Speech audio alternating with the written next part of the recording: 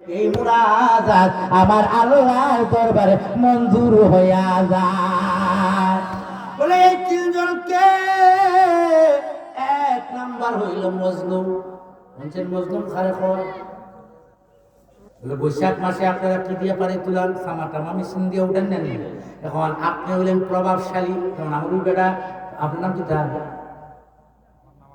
আল আমিন সাহেব প্রভাবশালী, আপনারা কই না আপনারা দেখাইতেছে। আল আমিন সাহেব প্রভাবশালী, শক্তিশালী, লাঠির জোর বেশি, ক্ষমতার জোর বেশি। আমার এই ভাই সাহেবের জোর একবার একটা কম। ওনার কেটটারে সুন্দর করে সাজাইয়া পানি দিয়ে আসছে। এরপরে কেটটা হইল আল আমিন সাহেব, ওনার তো ক্ষমতা বেশি। রাত্রে যাইয়া উনি কি করছে, আইটারে খাইটা সুন্দর করে পানিটা নিচ্ছে। বেচারা তো আর ওনারে কিছু করতে পারে না। যাইয়া ভাই সাহেব রেখে কয় হাত দূর করে পয়সা আসসালামু আলাইকুম কিতারে ওয়ালাইকুম আসসালাম।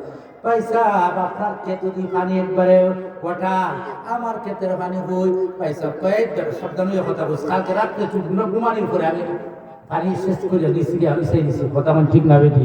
তাহলে পয়সার কাছে বেচারার কাছে পয়সা মজলুম না শক্তিশালী? মজলুম। এবার বাড়িতে পয়সা পাইছো আইয়া বলি স্ত্রী গো খবর রাখোস নি। বলে কি হইছে? বলে ওই বাড়ির বাইসা আলামিন বাইসাবে আমরার ক্ষেতের সব পারি নিচ্ছে, উনারে একটা কথা জিজ্ঞেস করতে পারিলা। এবার ভাবিটা দিয়ে কর আল্লাহর কাছে সবুর করো, ধৈর্য ধারণ করো। ওই লোকটা চোখের পানিগুলি চাইরা আমার মালিকের কাছে যখন বিচার দিছে, আমার মালিক কয় আমি আল্লাহ ওই মজলুমের দোয়া কবুল করি, কোনো সন্দেহ নাই। জুড়ে বলেন সুবহানাল্লাহ। এরপরের জন্য মুসাফির কিতা মুসাফির কারে হয় জানেননি? 48 মাইল দূর থেকে যে বেচারা আসে এই বেচারারে বলা হয় মুসাফির। এই মুসাফির যদি আপনার ঘরে রাত্রি যাপন করে, আপনার ঘরের ভিতরে খাবার দাবার করে, ওই মুসাফিরকে যদি আল্লাহর কাছে মুনাজাত করে, ওই মুনাজাতটাও তীরের মতো কবুল হয়।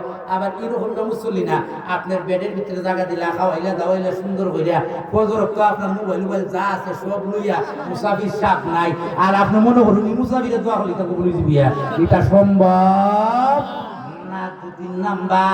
তিন নাম্বার হইল আমি আল্লাহর দোয়া কবুল হইতে পারে না হইতে পারে আমার বড় হুজুর আল্লামা তৌফিক রেজা হুজুরের দোয়া কবুল হইতে পারে না হইতে পারে। হযরত মাওলানা শেখ এনামুল হক সাহেবের মুনাজাত কবুল হইতে পারে না